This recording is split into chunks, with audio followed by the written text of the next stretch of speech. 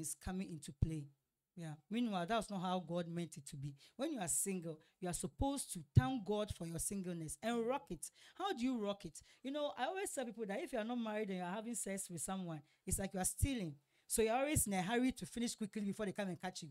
So the woman may not have an orgasm, or the guy may not even actually, we may ejaculate. As I'm a science person, I use the words as they are. Okay. So you may ejaculate, but you may not have the actual ecstasy that if you were married and you were at home with your wife, you would have had. Because when we are, so you are in a hurry. But once you are married, your door can be opened.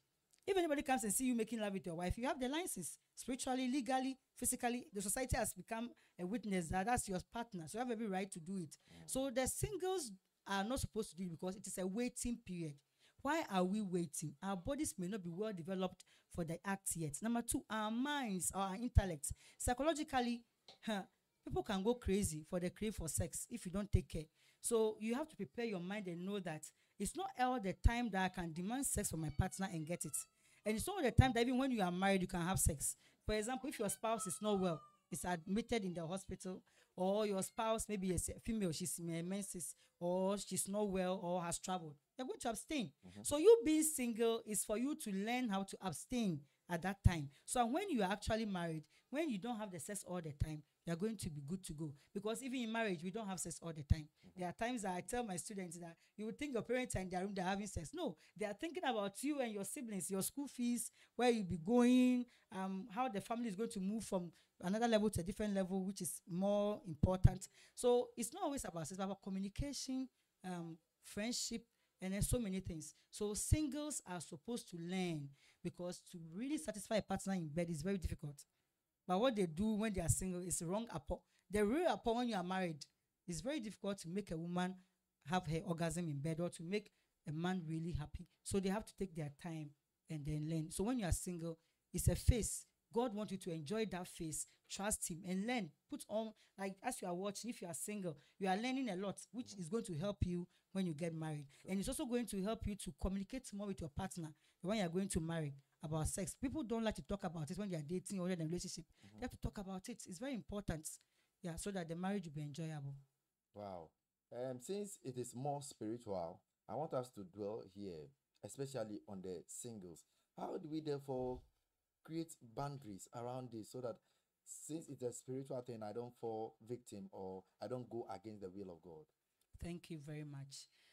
Always I say that if you want to do something, the first point of touch is your mind. Okay. If your mind is powerful, your body is going to be powerful.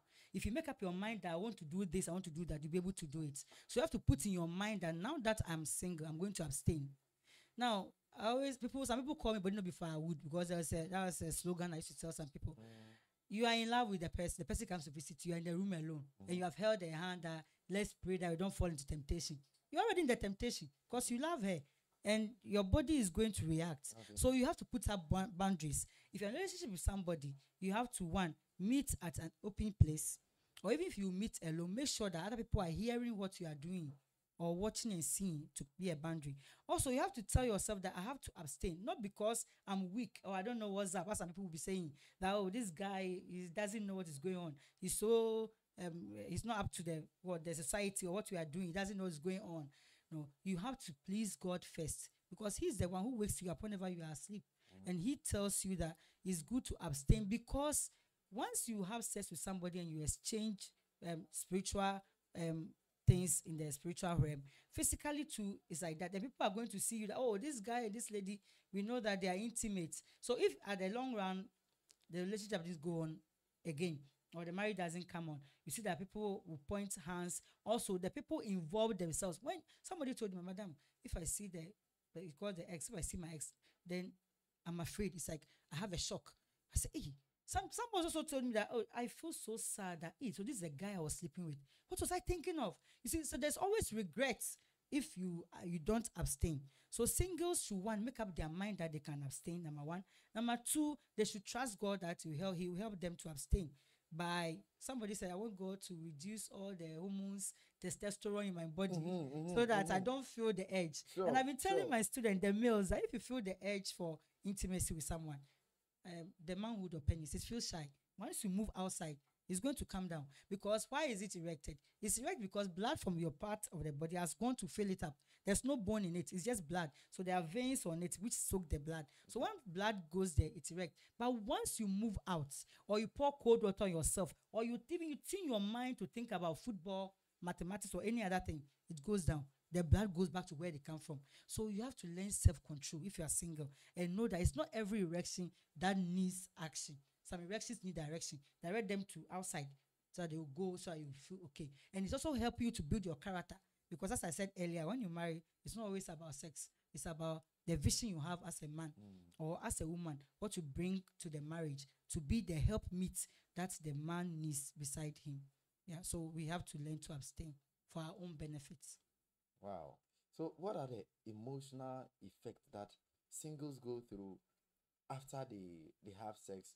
Like you are, or let's say somebody's watching us right now. He or she is just coming out from the act or has been through the act, and then now we believe that sex is more spiritual. Yeah. What are the effects on the person, or what would the person be thinking right now, and how do we go about it? Thank you. Anybody who has sex before marriage or is married but is having sex with a different person, there's one thing they always tell me, that one, there's a sense of guilt. Their conscience keeps pricking them, keeps judging them, telling them all the time that what you have done is wrong, you shouldn't have done it. So the confidence to even face God in prayer goes away. So as Christians, I say, once you start having sex when you're not supposed to, or with the wrong person who is not your spouse, you see that your confidence level to approach the throne of grace goes down. So the person's prayer life suffers. Also, the person's confidence to come out of it also goes down. And also, the person will be thinking about it. What do I do? Somebody told me that he's addicted with masturbation. And whenever, even he has somebody he's sleeping with, right? The person is not there. He feels like. So I realized that it is his mind. He has lived his whole life thinking about pornography, imagining things. So the mind is a very powerful tool that the enemy uses against us. Once your mind is cleaned out of all these things, you'll be able to abstain. Yeah. So if I got it right, the effect is that the person may feel guilty. The person may feel guilty, and the person's confidence will go down. And in so doing, it's going to affect other areas. Productivity at work, you being able to pray to God is going to be affected, because it's like your confidence. They said, let us approach the throne of grace with confidence, where we shall get grace and mercy. So once you are doing something that God says you shouldn't do, your confidence level goes down already, and so you can't approach God. Also, society, sometimes those in sexual relationships, they daydream. They'll be dreaming, imagining, when it's our next encounter. And so because of that, they miss a lot at the present time. They miss a lot. They daydream, they go back, they imagine, they even go fast forward and imagine the future with the person. So all those things is time is precious and time is money. So as you are doing that, it goes. So also, once the person is entangled with somebody in the sexual act, they're so tiring. And then the transference of evil spirits. There's a TV3 item whereby some people go to the hotels and dustbins and look for used condoms, but they wanted the sperm in the semen, so they'll use it to destroy people's destinies. So those who have not abstained and they go through all this, they'll be thinking, hey, has any malam or any spiritualist gotten my semen from somewhere? No, but if you are married and you have the sex, you are free. You don't have to think about this guilt and worry about anything. Some also worry about unwanted pregnancy. Because I'm sleeping with the person. What if she becomes pregnant? Or when they see her call about a month or a week after sleeping with her, because they know that, hey, Charlie, she's going to tell me that she's loved. Maybe she wants to check up on him. So why don't you come out of it and feel free rather? And then let God be happy that you are doing the right thing. Okay, good. So how can couples use these intimate moment as opportunity for growth? Thank you very much. Using the moments as opportunity for growth, intimacy in marriage is very, very important. As I said, the person trusts you. That's why the person is able to go naked. Bible said that Adam and his wife were both naked and they felt no shame. So that moment, a moment of confidence, a moment of trust, moment of care. Effective communication, even during the act of intimacy, is very important. You have to let your spouse know how the sex is going. Is it okay? Is it not good? What is it? You communicate even during the act. You communicate before during and after the act. So when you do that, it's going to be a sacred moment for you and your spouse. Yeah, whereby you are going to, because God says that Hebrews 13, if you read verse 4 or 5, he said that the marriage is honorable to all and the marriage bed should not be defiled. So, and God, they continue that God is going to judge adultery people and all those people who destroy the marriage bed. Yeah, so once you are with your partner, it is a sacred intimacy time, and it is a spiritual thing that the soul of the two people involved communicates. The two of them are able to see beyond this physical. And if the two of them pray after the act or before the act, it's a very powerful prayer. I'm telling you. Yeah. Once you are married, and as I said earlier, the angels are flapping their wings if you are making love to your partner. Yeah, there's nothing stopping you. Wow, from you praying. mean we can pray before having Oh, sex? yes, please, you can. Well, after the act, they can't even pray. You have to pray. You have to pray. Wow. Before, during, and after the acts. God will hear us. God will hear because He has created it that we should enjoy. Yeah. Wow. Okay, so how, as couples, how do we spark this moment? How do we keep it alive? To keep it alive, there are a lot of things you have to do. First, you have to know the difference. Knowledge is very important here. Females' bodies are wired differently from the male's body. So if you're a husband, you don't know how your wife's body has been wired, you are going to expect so much from her, and you tell her she has disappointed you. But meanwhile, it was ignorance. You didn't know that her body heats slowly, like the iron. If you plug the iron, to take a longer time for it to be actually hot. But if with the bulb or the light, you on it, it comes. That's the men. Once they see something, their heart beats fast, blood rushes to fill the manhood up, it becomes hardened, then they are ready for action. But the woman has not seen anything. Her heart is not beating, nothing is happening. So you now have to talk her to the act. You have to, that's where most people fail. They have to be patient, talk to the lady, tell her, Adam called Eve, this is now the flesh of my flesh and the bone of my bones. Most people are married, they don't even say good things about their wives. They don't talk to them, they don't make them, they don't call them pet names. You know, you have to let her be in the mood, either by stroking her body, soft kisses or whatever. Make sure she comes to the mood. Then you can have the act. Also, if you know that you're going to do that evening or whatever, you are supposed to text her or send her audio. Oh, my queen, I want to tell you that this evening I'm going to climb the holies of holies. Something. Then her body is preparing gradually. You see, then that will be a special time of intimacy for the two of them. But mostly they expect, the woman has come home, she's tired, she has worked a lot. And women, as I said, you have to know the difference of the man and woman. The women are, we are more emotional than logical. Because, for example, the woman has asked you for money in the morning. You say you don't have. You didn't call to check on her whether she has arrived. When you went to work, she's called, you didn't pick. She came back, picked the children from school, she's tired, she's cooking. You come and cross your two legs, watch TV or football. She works till 1 or 12 midnight. Then you want to fulfill the marriage bed. She's tired. So the quality of the time she must give you is going to be reduced. And also, she's going to complain, or she may not even agree. She says she's tired. But once you are supportive, as I said, they are more emotional than logical.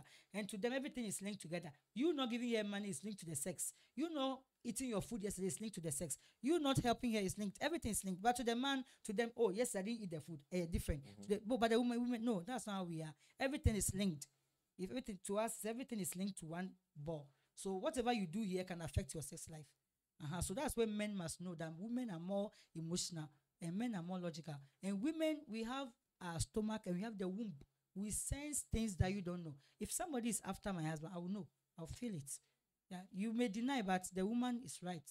Her instincts will tell her. So we have a lot going on, and we have our hormones, menstrual cycle, all those things. So my dad once told me that women are like spirits, and they are small goddess. If you want to live long, you have to treat them well. So all these things come up to play when intimacy time is up. She's going to look at all this before she's going to go full out. And also coupled with you being patient, waiting for her to get to the level that you are in. She doesn't know what you have seen, that you are aroused. You have to get time for her to come to the level.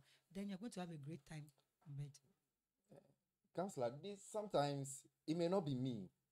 They should also understand, or women should also understand that we are logical people. When we see the action start, why don't you also feel that for us? Because we have been wired differently. And we see that men are no society see men as the head, and we expect them to everything lead. Yeah. And I think this is a proper way of communicating. Both husband and wife should talk. In Africa we don't talk about these things. Oh, how is it? Am I doing it okay? How is assessor? Every year before December ends, your wife and you must sit down, every married couple sit down and do a postmortem of your married life for that year. Check your sex life, check your finances, check the children if there are any, check your relationship with others, and check your vision as a family or as a married couple. If you don't check all these inside the sex life, most people will have issues when they want to talk about it. They will be quiet. They don't want to go all out. It's because it's about sexual or intimacy. Yeah, so we are supposed to know that the men need our support as women, and the women also need the men's support. And sex is actually a great thing. It's a duty. Whether you are tired or not, it's your duty to make the husband happy. And whether you are tired or not, it's your duty to make your wife happy. As I said, 1 Corinthians 7, verse 3 going. You don't have to deprive each other and say that I'm not in the mood, unless the two of you have agreed that you are going to abstain. But if there's no agreement, anytime you can be a yeah. The conversation is getting interesting, and we'll revisit some of these things. Yeah. But let's come back to the singles, because I don't want them to be left out. If you don't have sex with me, you don't love me. No, I can love you without having sex with you. Please prove to us. Well, sometimes we call it your love language or so. Some people believe that this, if you give me sex, it means the love is there. No, sex is not love, and love is not sex. If you love someone, 1 Corinthians chapter 13, verse 2 coming. I like from the verse 4 coming.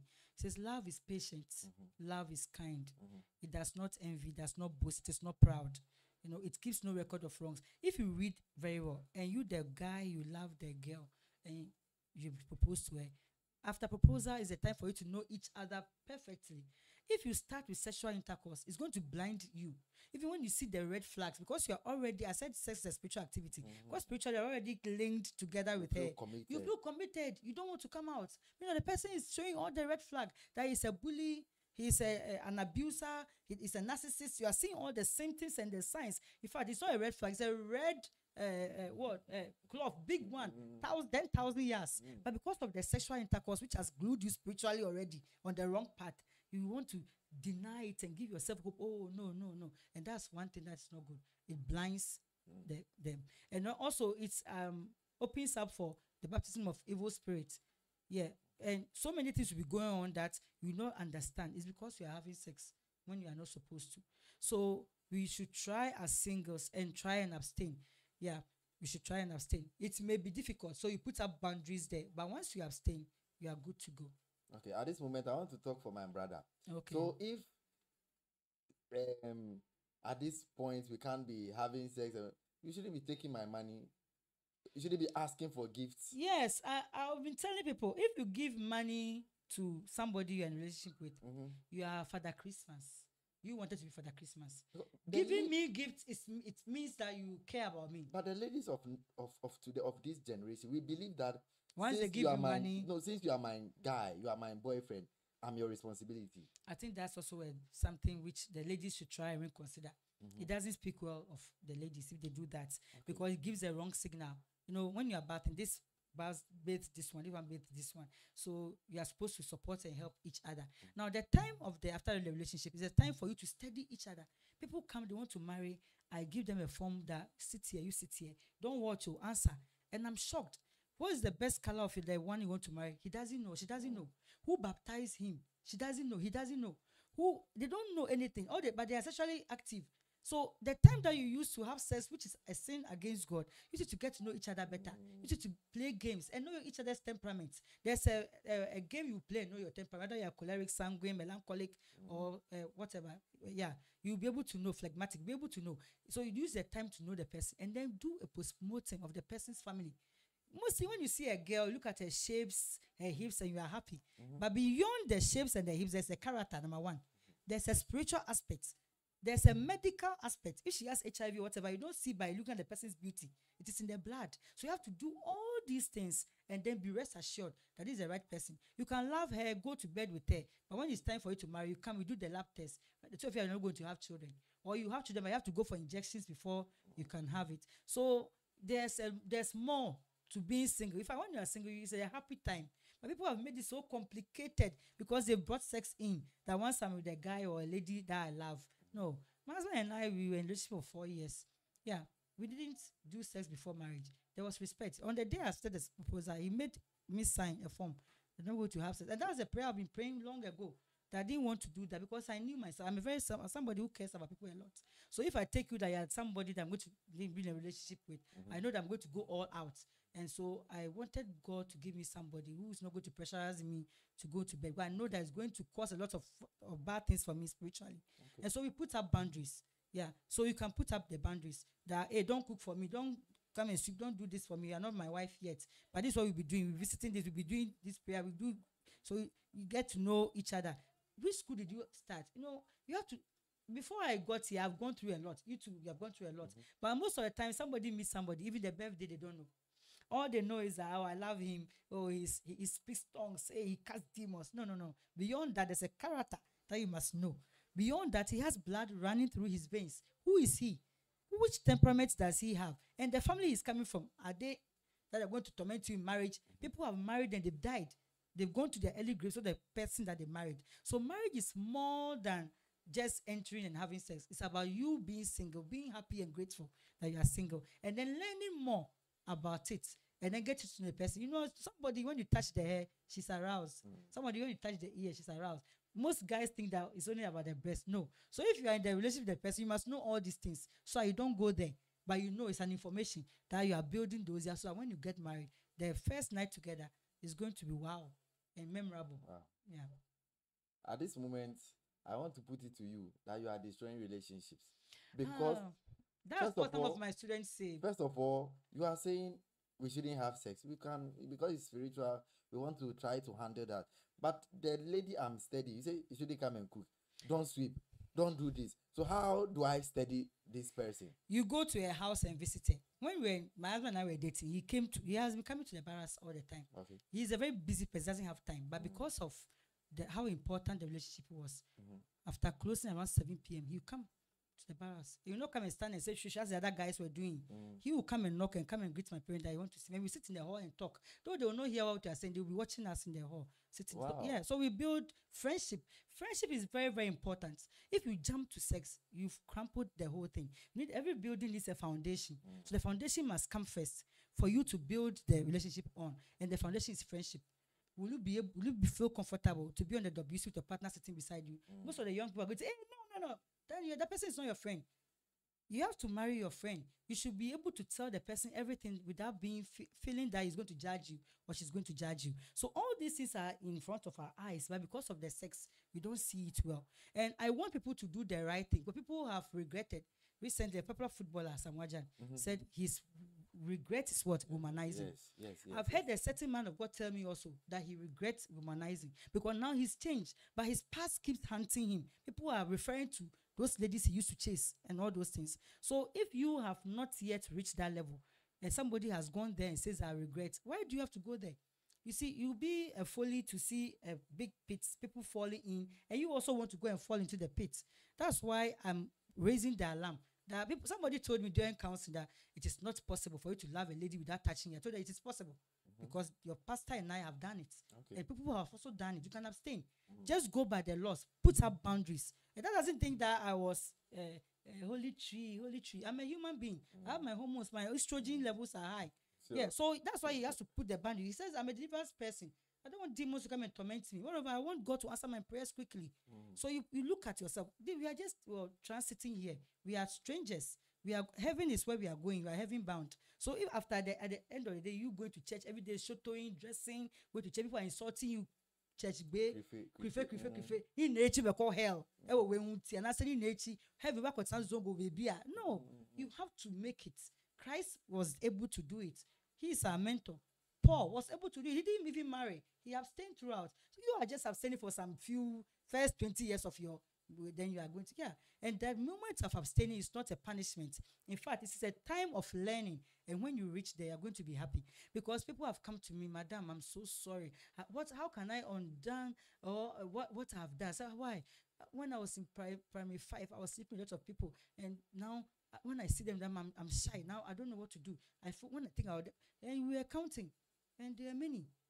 Somebody sees that he or she is HIV positive, they want to do contact tracing. Counting do 7 after the also because you see, now sex has become like a chedie that everybody. You see, the ladies, I'm begging you, let us be more respectful and we should be more respectable. There are two different things. Don't let people use you anyhow because of Indomie, fried rice, and all those things. No, get to know the person. Somebody told me that he has slept with a witch before. Because he didn't know. But after sleeping with that girl, he keeps having dreams, bad dreams about the lady. The lady finally came and told him that your days are numbered. And so he ran for deliverance. That the lady. So you see them plenty beautiful in town. There are things there that are not beyond the shape, and then there's character, there's spirituality of the person. Is he for God or against God? If the person is not a Christian, you don't have in between. Is it that you are for God or you are against him? So if he's not a Christian, he's against God or he's against God. And because you are in a hurry, you want to marry by all means. When you camp, you don't even communicate. Sex. Anytime sex, and you are there. No, you have to quit. And then talk to the person and let the person know that what we are doing is not the right thing. Let's go on the right path. If you want to marry me, go and see my parents. Let's do the labs and see whether we are compatible, whether everything is okay. Let our parents give us their blessing. And then go and see the pastor. But they use the excuse, you come and stay with me. Cohabitating or cohabiting with somebody who stay with the person, doing everything as the person is your wife, is bad. Because the person can die. I've seen cases, the person died as she was visiting the guy, and it became a whole lot. The guy had to sell everything of his to compensate the family, and they gave the corpse to him to go and bury. They thought that after doing all the wedding, everything, their family is going to bury the person, but they gave the corpse to him to go and bury again. Look for somewhere to go and bury. So why do you want to go through all this trap when the right way is there? Make your intentions known. Mostly guys want to play around. They feel they have more time. There's a proverb in local language that upon changing says, the guys think they've had the ladies free or you're naive, so I'm using her. At the long run, you are wrapping your soul around so many things which you come back to haunt you. A lot of doors are going to be closed because of that. So we have to be careful as we are singles. And relationship is not about having sex. Somebody, I don't know. You might think I'm old school, but I find it difficult, very, very hard to believe that you meet somebody online. Let's go out, and the first night you go and have sex. Hey, you don't know the father, the mother, the area. You may know him, but the area, but have you checked the blood? You see, there are a lot. Let's be patient and then go through this and see. You'll be very, very happy. Very, very happy that we abstained. Or even if you have not abstained before, from now on, you're going to be careful and see what we are going to do. It's going to be help us. A lot of doors are going to be opened for us. So with this, sex is not the magic. It is in marriage. It is in marriage. Okay. But once you are not married, it is not. Because like Central Fianuma, yeah, that's something like that. So you have to work towards it. Yeah, because it's hard work. Sex is hard work. Sure. It's hard work. You don't just jump on the person. No. It's hard work. As I said, the ladies have their ecstasy at a long part. The male just go. You have to take your time for the two of them to climax at the same time. Or the lady must have an orgasm for the man. That's hard work. If you don't learn it, you are not trained, or you don't take your time to abstain and learn it, it's going to affect you in marriage. Wow. And the bedroom is going to be very boring. This is beautiful. Yeah. I'm learning a lot, and I'm sure our viewers, it's unfortunate that the line keeps going on and off, so we are having a live stream, and then we will do justice to all your questions. Please, when you watch, please let your questions come in, and then Mommy will be here again to address your questions. So please let the questions flow. So now that you are saying that I shouldn't have sex with this lady I want to marry, I'm sure God has shown her to me. God has shown him to me that this is my wife, and he said we shouldn't do that. Okay, I would try my best not to do that till I get married. But if I should get married and this lady is not good in bed, or this man is impotent, what have you done to me? I always say that we thank God for science. In fact, I thank God that I'm in the science field.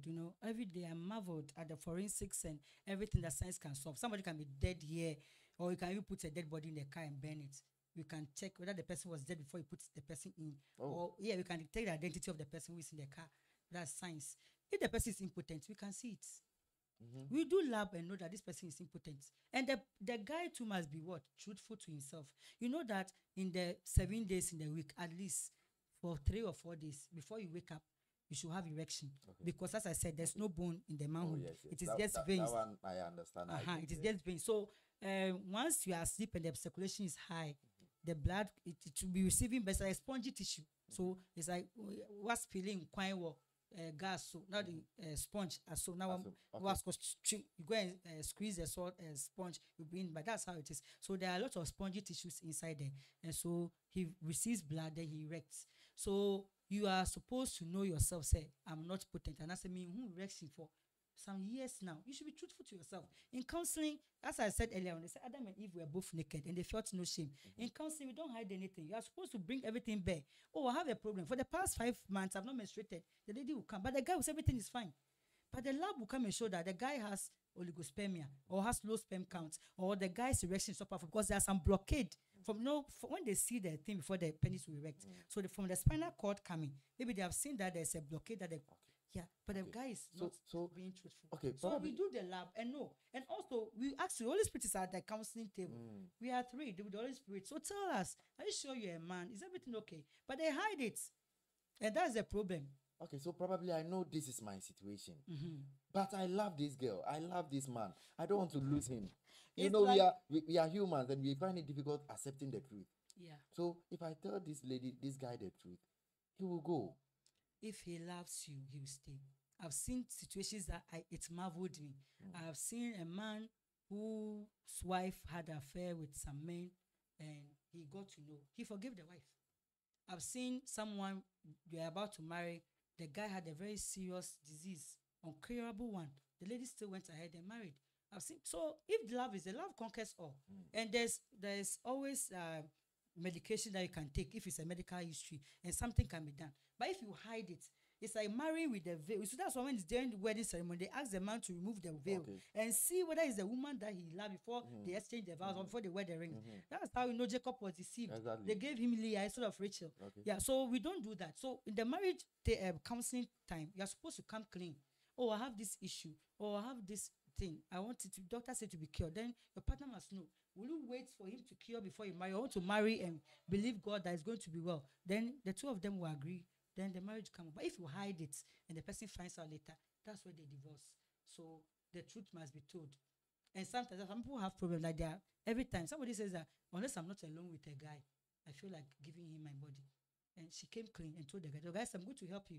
And with prayers and with counseling tips and everything, he helped her.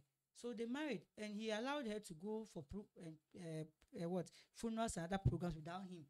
After some 5 years, when he was sure that she has overcome her weakness. You know, there's no strength in lying. Once you lie, you cover up. It's like polish on dirt. You are dirty and you are polishing it with makeup. You are supposed to clean, remove the dirt, and then apply the makeup. Yeah, and that's how marriage is. Once you want to hide anything from them, the marriage is not going to be enjoyable. But once all secrets are out, it's like you trust the person that, oh, this is my weakness. Help me. I trust you. And they're not going to judge me. He's going to be there, or she's going to be there with you. But once you hide it, and then some people are married 3 months, no intimacy. The guy is always holding the Bible and speaking talks. Hey, Papa, who to be not knowing he has the thing has become that is impotence. The thing is not getting up at all. But before the relationship, the thing was working. But some few days to the marriage, they were in the church, and another different car came to hit them at the back, and he used his forehead to hit some. And then these 207 buses, something took his Bible and he said, "Oh, no, that's." Erection is a vascular affair. That linkage whereby the nerves will send a message to them, it has blocked. So that caused the problem. But he felt it was okay. And he was thinking the lady is a witch or the family of his or church, the area. Once I'm married, now I'm light off. But it wasn't like that. No. Things always. So let's let the spiritual aspect go with the physical and then the science. There's nothing that God cannot do when you add prayer to it. So there's no need of deceiving the person. You have to come clean. Yeah. And everything will be fine. This has got to do with maturity. Very, very. Because Very, if I should tell you, some can't some can't. Some absorb can't. this. They can't Some take can't. it. My brother, let me tell a small story.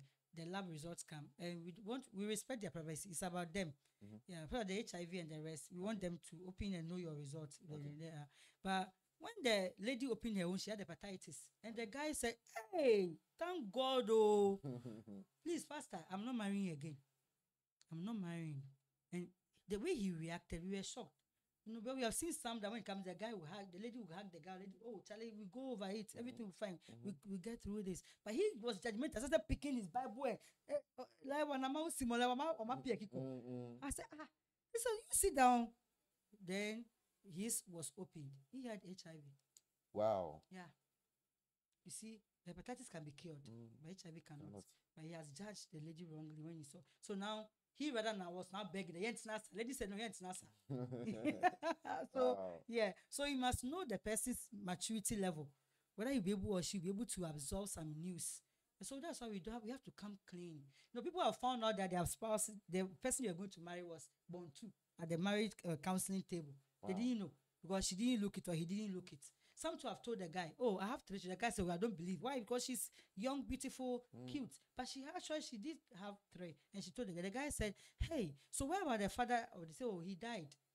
First, he said he was not the one, but later on he died. So okay, but if he was alive, I can play. They went ahead and married. So you have to come clean. But some will be hiding things, especially about that you have a discharge as a woman from your birth canal. It smells. It's not pleasant. You're always using pads, but it's not your menses. Tell the guy and get cure. Because once you have these quiet discharges and don't do anything about it, it can actually cause barrenness. It can actually cause the baby, if you're pregnant, to become blind. Lots of things happen where with a dream say normal. No, it's not normal. So we have to come clean and then open up all this for the intimacy to be nice, for the marriage bed to be really holy as God has designed it to be. Sometimes it may not be me. I love this lady so much. And then if I should say some of these things, like I said earlier, it may break the whole thing. The makeup, like you said, it looks good on the dead until finally it gets to a point we can't take it anymore. Yeah. But you have to. It's good to be truthful. You have to come all out. Relationship is about trust. And for somebody to go naked with you on a bed, that's the highest level of trust. Okay. You can kill the person. Okay. Those of us that are done anatomy and physiology, we can count the span from the back, the head. There's some parts, the force, you kill the person. So you going to bed with the person, it's like you have given your soul, your body, everything to that person. So I don't know why I know the mobile phone on the BCA. And that's how do you BCA. No, you have to come clean. And don't fear the consequences. So no, the next person will come. Because I've seen somebody tell somebody that I have a child, and he said, "No, I'm not going to marry somebody who has a child." And then he left. And he was still single after 2 years. The lady rather married. You see. So when you come clean, you are able to heal. God even wants us to come clean. He always asks us whether we really want to be healed or whether you want this thing to be done for you. We don't want to force his will on you. Yeah. Okay. So it depends on you. What do you want? Do you want to be a whole person, understanding the sexual union and enjoying it well? Or you want to hide behind a veil? In that case, the veil is temporary to go away. And the actual thing will be showing. And then you see that you'll not be trustworthy. And then the consequences are going to be huge. Yeah. So you have to. We want to have you back here to continue this conversation because I have a lot of questions, but our time is up all too soon. I have a lot of questions, and then I'm sure that before we meet again, some questions will come in. Yeah. And this is a matter of urgency. We must talk about this because it is actually destroying our girl child and then our boy because they don't have an idea of some of these things. Yeah. Just recently after BEC, we saw some videos circulating about these ladies and we are coming for your husband. I'm sure if they have knowledge about some of these things, it wouldn't go that way. Yeah. We have been talking to them in school. We do counseling sessions. We gather them. Especially when they come for first year orientation, periodically we talk to them about all these things. But you see, the problem is deep-rooted conservative. It's like over the years. It's more family related than the general as we talk about. No, so there are some families that even like compound house, everybody's talking about sex freely. Everybody's saying, Charlie, this is your husband. Hey, what are like? So the girl is growing up. She feels like, oh, I have to get somebody. The guy feels entitled. Some even rape girls The guy will look for a younger person, and when nobody's at home, go and force himself on her because he wants to be called a man. That's not the right thing to do. So it comes from the family that they come from, because they spend few hours with us in school, and we do our best also to talk to them in school. It's also about the person. Is he or does he or she fear God? Because if you fear God, that's it. My dad was very, very strict. In fact, you can't go out after 6 p.m. But you see, one thing I always told, he also gave us Christ. He made sure that you were able to tell the Bible stories, read and apply it to your lives. But I always found a thin line that I'm abstaining not because my dad is strict. It's because I fear God. Well, I said, God says this, I get him. So being strict helps. But sometimes your child become afraid of you so much that they'll be hiding things from you. Be free. Let them come and tell you, oh, this guy proposed to me. This lady says this. This girl did this. This girl touched me here. So we can talk to them, and then from the conversation that we'll be having with them, we shape them.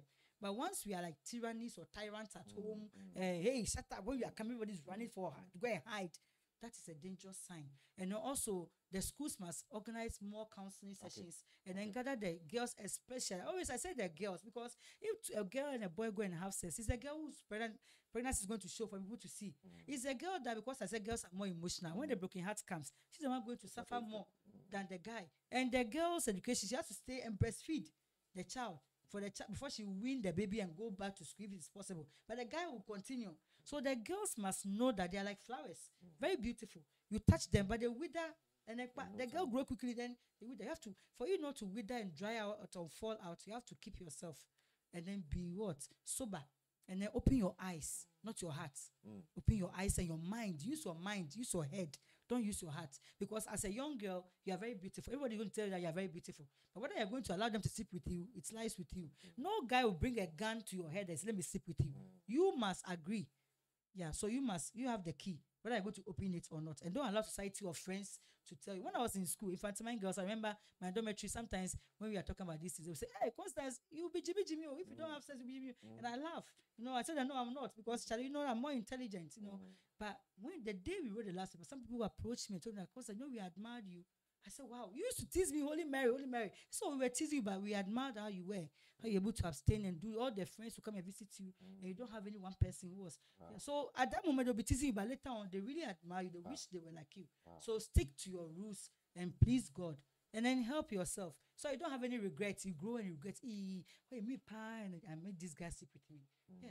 We saw some madman on the road, and a lady made a comment. Hey, this was so former boyfriend. We said, "Oh, wow." Now she's shy. People used to tease. They used to tease her, but now for new girl, it was when they were younger. You see, and after him, he has had a lot before she finally married. So when you abstain, you don't have all these problems. So I'm begging our youth that sex is nice, but it is better and more blessed if you have it on the marriage bed. And that is when God is there as a witness, husband, wife, and God. The three of them are in the triangle. That is the best time for you to have it. It's our time. I wanted to ask, are we not doing our best, or are we not doing well as parents? We are, but the society and then the generation that we are in now, now they have a lot of distractions. My time, there was some mobile phone. Even when my husband and I were in a relationship, the mobile phones came. It is a few this thing, we got married. So most of us I was writing him through letters and cards. That's what we used to communicate in, and then he would come to visit me at home and all those things. But now they have the phone. People even have sex on phone. You see your child with the phone in the room doing their own thing. Some will send 3 minutes nude video of themselves to the partner. They come and say, "Madam, this is what I've done. Oh, the guy is demanding money." They have to involve the police and all those things. So now the distractions are more now because of the mobile phones and all these Snapchat, TikTok, all these things, WhatsApp. They do it, and also because of these so-called celebrities that we are hailing them. They are nude on stage. We are hailing them because they have given birth one with other different women, and we are hailing them. Women, we have gospel artists who have actually paid the price. They are faithful to God. They are faithful to their partners. They married for a very long time. They are singing. They are modest. You have to portray them rather. Like go to this yo people's side, and then these people go to schools by school, and they are forming class for them. That's where the influence comes from. And also, we see parents who don't care. They are tired. They're overwhelmed with these people. Somebody called him that he has forgotten her key, her pin for Momo, and the child knows it. The boys. We have to, the parents must do a lot and add prayer to it. And then let your child go to Sunday school or youth teen fellowship or youth meetings. Yeah, over there, they talk about some of these things. Yeah, if you see a Christian camp, you can enroll your child there. Give them Christian books to read, and I think they are going to change. It's like when they are young, a tree is coming. You'll be able to direct it better than when it's more grown. Exactly. Yeah. So let's do it when they are younger, and then answer their questions. We shouldn't shy away from talking about sex to our children. Okay. I remember when my daughter was, is it 6 or 5? They were watching TV. Some people were kissing. Then she said, "Yeah, that says." I was shocked. I asked her, "Hey, what did you say?" She said, "Hey, they're going to have sex." I said, "What is sex?" And she defined it for me. I said, "Who to say? Look for me." I said, "Radi Yesu. Who is this so-called Nigerian who has come to the school? Where what to no?" So I have to find out. That day I told her that we are going to teach her. He said, "Oh, but she's going to say, no. Let's before the friend will give her wrong report." So that day we did sex education part 1. When she was 8, we did part 2. Okay. 12, part 3, part 4. So every week we do it so that you give the correct apport. That's why I say. I tell you everything as it is. You ask me how we make babies, I tell you. Because your friend is going to tell you something bad. They're going to say that if you don't have, it's going to be Jimmy. And it's not true. I always tell them, they see my result from BEC, WASI, University, first second degree. They see that I was abstaining. Am I Jimmy? Look at the grace I had. So this is a testament that if you abstain, you are rather the correct person. Exactly. They're really admiring you, but they can't say it. Exactly. They have a lot of regret. When the month ends, they are afraid that their period is coming or not. But you know you have not done anything bad. Your period, I know it's a medical issue or stress, it will come. But they are always worried. They're always looking up for the guy. They want you, who is he talking to? Or checking his status. Is he? No. And they are deceived. No, a married man was dating a girl, and he put her on status. And she saw it, say, "Hey, for him to put me on his status, it means I'm special." She was ignorant and naive. She doesn't know that status you can do some setting that only her will be seeing herself. She alone will be seeing herself. The others are not going to see that status. You can do that. You can select the people you want them to see your status. So he did it, and she was seeing. But she thought the whole world was seeing. So because she was on his status, and so that day she gave herself. She became pregnant. Wow. And the man denied. And the man's wife has to now bring. There was a fight because he was married and had other side chicks at the side. So we shouldn't be deceived by technology and all these things. Young girls, please try and then be faithful to yourselves and to God. It's going to help you in the future. Sure. Wow. We'll end it all soon here.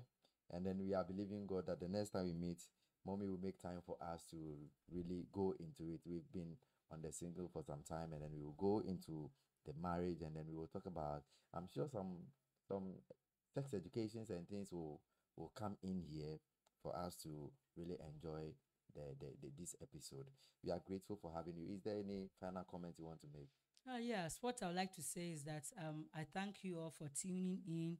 Make time to watch the Most TV again. And sex is a very special thing. It's a very spiritual activity that occurs physically. It has the do's and don'ts. It has blessings and curses. You know, the one who created sex was God, and he has his purpose why he created it. Okay. That it should be in a marriage. But people, I will not say mistake, by adventure or something, have entered into sex before marriage, and they want to come out. You can come out. You can change. It doesn't matter how many guys you have slept with, how many ladies you have slept with. There's always a new beginning for you. So don't condemn yourself. Christ's blood is there for you. So I'd like to assure you that tune in next time. They're going to talk about how you can come out clean from all these things and forge ahead for a very successful marriage in future. Thank you. Thank you so much. You are live on Demos TV. Please connect on YouTube, connect on Facebook, connect on TikTok, connect live, and then join us in our. We have other programs also. Do connect, like, share, and then comment. I think I will see you same time next week. Mommy, once again, God bless you for coming. God bless you for Thank having you. me.